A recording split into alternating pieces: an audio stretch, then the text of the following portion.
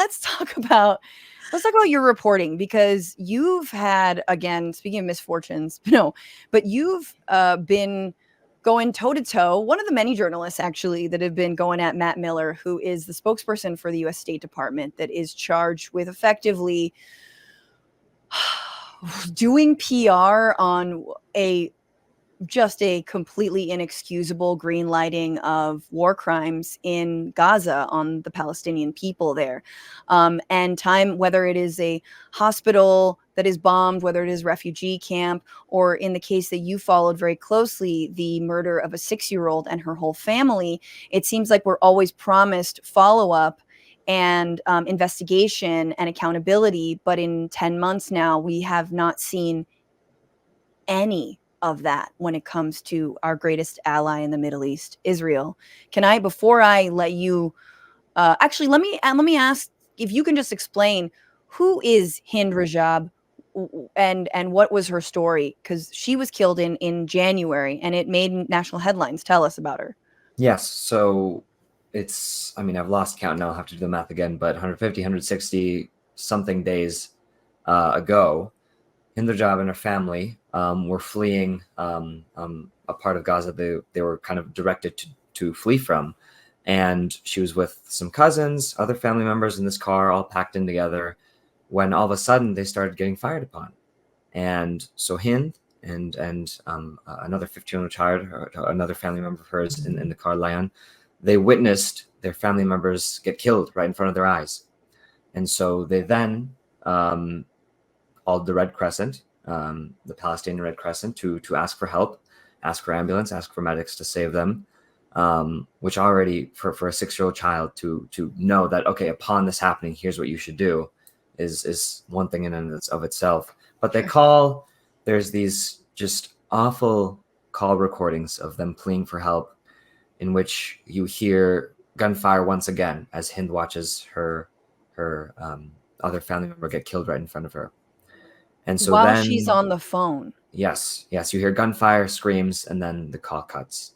And then the second call is recording of Hind pleading for help. They both had identified that there were tanks in the area.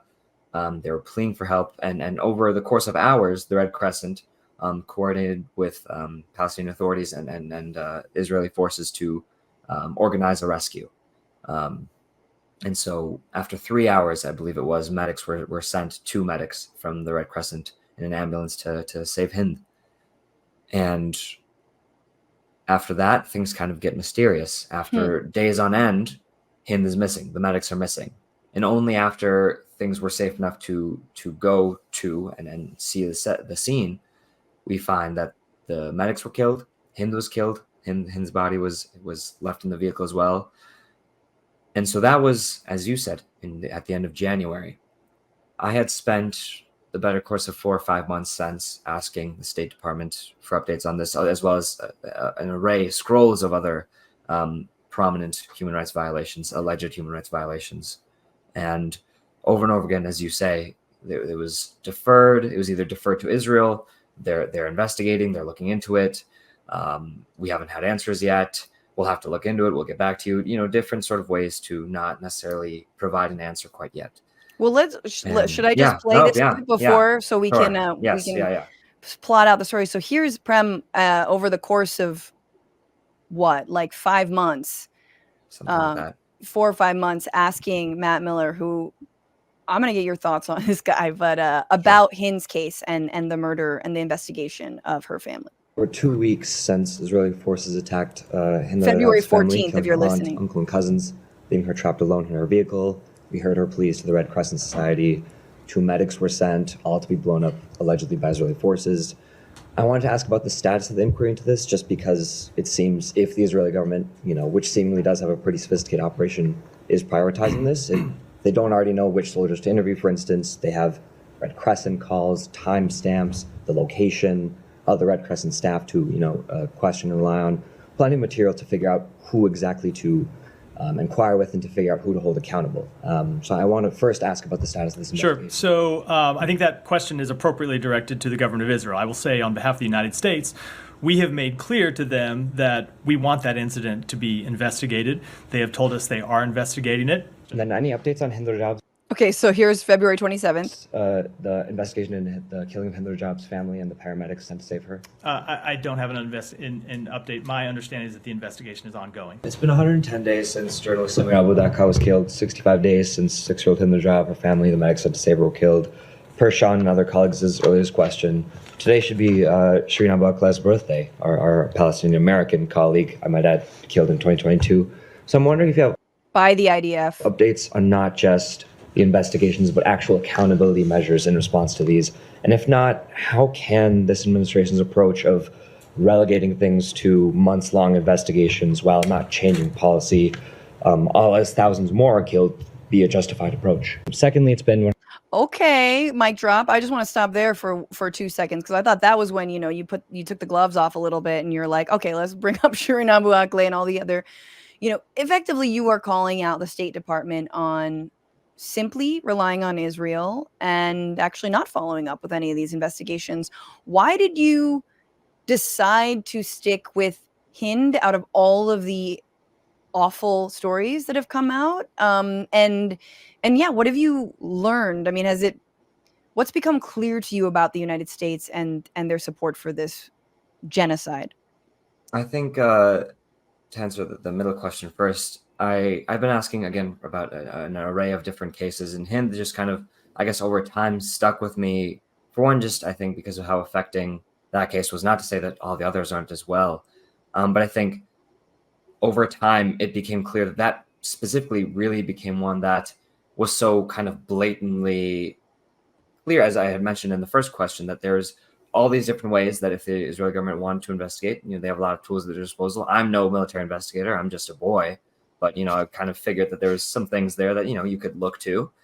And as days turned to weeks turned into months, it just became so, I kept going back to that first question of, you can investigate. If you wanted to find the answer to this, if this is a priority, if there was any sort of conversations about leverage, about, hey, if we don't at least get an answer to this specific kind of clear-cut case, we might have some conversations about weapons aid.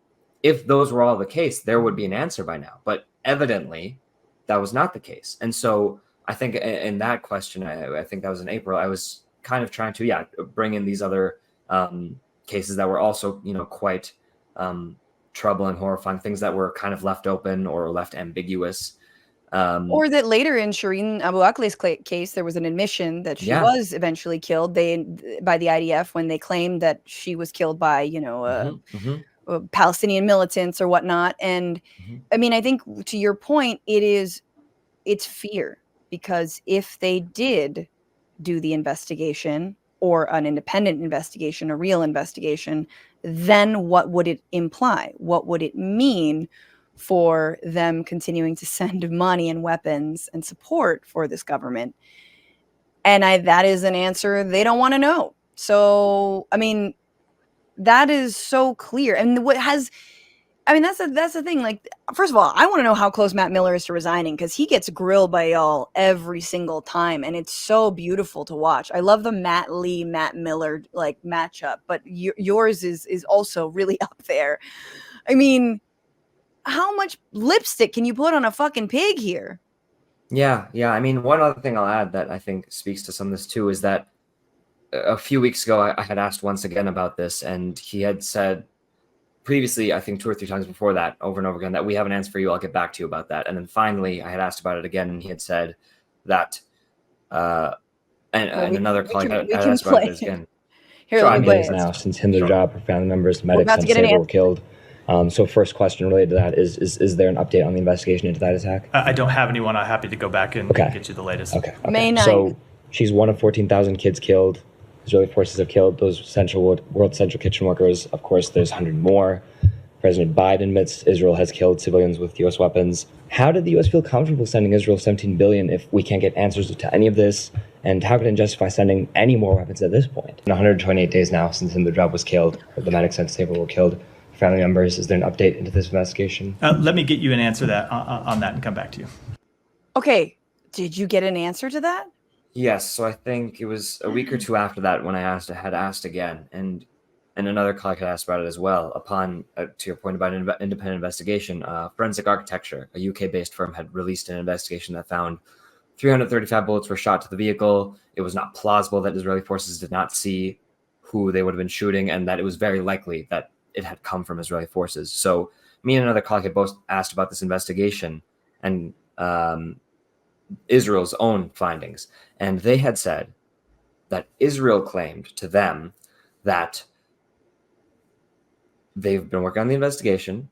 They say Israel told the State Department that there were no tanks in the area, and that the United Nations and the Red Crescent had not cooperated with their investigations. So to break that down, that is what the State Department said Israel said. And they made that very clear in their answer, I might add. Numerous investigations from the Washington Post, Al Jazeera, Forensic Architecture all had shown through satellite imagery that there were in fact armored vehicles in the area. To the point about, whether Israel had communicated with others about the investigation, I had asked, okay, so Israel told you that. Did you verify that the Red Crescent, in fact, didn't, pick up the phone and help them? Mm-hmm. And they said, no, that's not up to us. And I said, okay, well, I can try. So later that day, when I got back home, I reached out to the Red Crescent and said, hey, the State Department says Israel says this. That they didn't cooperate with the investigation. Yes. And the Red Crescent told me that the government of Israel never reached out about the investigation, about the incident. They had never had any sort of outreach, inquiry, let alone active requests for help with the investigation. And so, of course, this is now a he said, she said, but I apparently took more steps to verify a claim than the U.S. government did. And this is, again, 5 months after, me and other colleagues repeatedly asking about this. And so I think to your second question about, the people who get up to the podium to represent this administration, of course, that when they sign up for this job, and whatever you think about the what that entails, it is a hard job to know all these things, and to know how to dismiss things, how to avoid answering things, how to substantively answer things. The world is a big place, but to after that many months have chances over and over again to at least ask for even a more proper non-answer, and to then have an answer that after so much time breaks down upon the slightest provocation, that's a bit concerning, not necessarily just about the individual spokespeople, but about the broader administration, that given how many people work in this and how many probably well-meaning people work in this government, after all that time, there is still not even a plausible non-answer or a way to wave away what should be a very straightforward question generally. It reminds me, I want to bring in Caitlin and thank you. It reminds me of the line of questioning against Trump and Trump officials when they were asked where the children are that were separated from their parents. Remember how much journalists stuck with that? Where are they? Well, who do you know all of them? Have you accounted for them? No. And the answer was no, because the follow-up reality was that they didn't care. They didn't care what happened to those children or their family members. And similarly, they didn't care. They don't care if there are war crimes being committed. And Caitlin, I know you said that you haven't really been impressed by Joe Biden's tenure, but I know that you have spoken out, and I know that, it isn't easy to speak out about, or it's very easy, but not some, people get fucking bizarrely sensitive about what's been going on in Gaza. And it seems like this is an issue that is broken out. And I'm assuming hasn't endeared you to the old man as much, but I just wanted your thoughts on it. It's one of the main reasons that I will not be voting for Biden. This is the first time I'm ever considering not voting for the Democrat in this, two-party system that we have. Which is actually just one party, and two little puppets who are playing their little puppet game. But obviously, I would never in a million years vote for Trump or anyone on the conservative ticket. But I'm oh my God, I'm going to not vote for either of the two major parties. And I've never thought about that or considered that before. But because of Biden's just I mean, unwavering, unapologetic Zionism and his reluctance to listen to anybody who's saying, don't do this, please stop sending American weapons and American money to Israel. Including people in the State Department itself. Right. So he's just like, no, I love being a Zionist and it's my favorite thing to do. And I am just going to keep enabling this war, this genocide. And yeah, so I'm just like, well, I can't in good conscience cast my vote for him. However, if he did step aside and someone else came, like, you know, someone else was on the ticket, not that I'm like a fan of Kamala Harris, but I would be more likely to consider voting for her over Biden. I don't know. Like it's just it's so disheartening. Yeah. No, I think that's a real thought, and especially because, I mean, there's two ways that a Kamala nomination could go, meaning in terms of this issue, she either puts some daylight between her and Biden's position, which would be fucking fantastic, or she doubles, triples, quadruples down on Biden's position because she wants to be seen as Biden. And I think to our earlier discussion about the debate, it wasn't just the form and style, but it was also the substance. And part of that substance is this pig-headed course on Israel. I mean, Prem, I guess I wanted to ask you also about, like, you know, I was going to maybe talk about, you know, this Israel going like, look, since you haven't stopped our war thus far, why don't we expand it? You know what?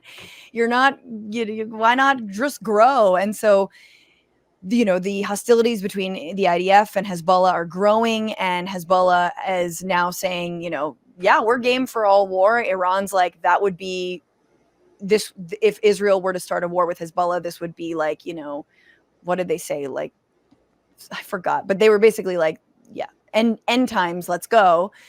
And, you know, Yoav Gallant, the defense minister, is meeting with Lloyd Austin to game out different war scenarios between Israel and Hezbollah. And Yoav Gallant has an ICC recommendation for his arrest. So it is wild that we are being told that our democracy is so important and a rule of law, but on the international scale, we are flaunting and flouting international law just like Trump flaunts our domestic law. And I'm not saying they're the same at all. And I may, in fact, vote for Biden. But yeah, Prem, I think it's interesting from a journalist perspective to be in the room where these laws are being skirted and hear the excuses or lack thereof for why they are. Yeah, I think to what Caitlin was kind of getting at, there's just a sort of puzzling nature to all of this, in which whether you care about this issue solely politically in terms of Biden's prospects to win, this is not good. Yeah. This is what many have warned for 8 months now, that this would spread into a regional conflict that only brings misery to everyone, that doesn't help anyone, that doesn't keep Jewish people safe, that doesn't keep Muslim, Arab, Palestinian people safe, that doesn't keep people in Israel safe. If you think, if you're someone that's concerned with it morally, and that way, those are sort of similar concerns, of course, obviously. Yeah. And despite that, here we are, as you say, on the cusp of perhaps an expansion of that regional war that people have warned about. And it's not only puzzling that it seems that American politicians are happily still co-conspirating / appearing alongside, welcoming, for instance, Prime Minister Benjamin Netanyahu to Congress later this month. These people who have, you know, arrest warrants being requested against them by the International Criminal Court's top prosecutor. There's not only that, there's also the fact that, just as is often the case, war, it's not good for anyone. And this is a very particular instance in which that is true, in that Hezbollah doesn't want this to continue.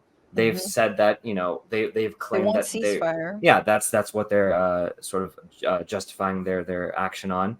Israel does not have an incentive to do this either, just because Iran and Hezbollah are quite, you know, formidable forces. And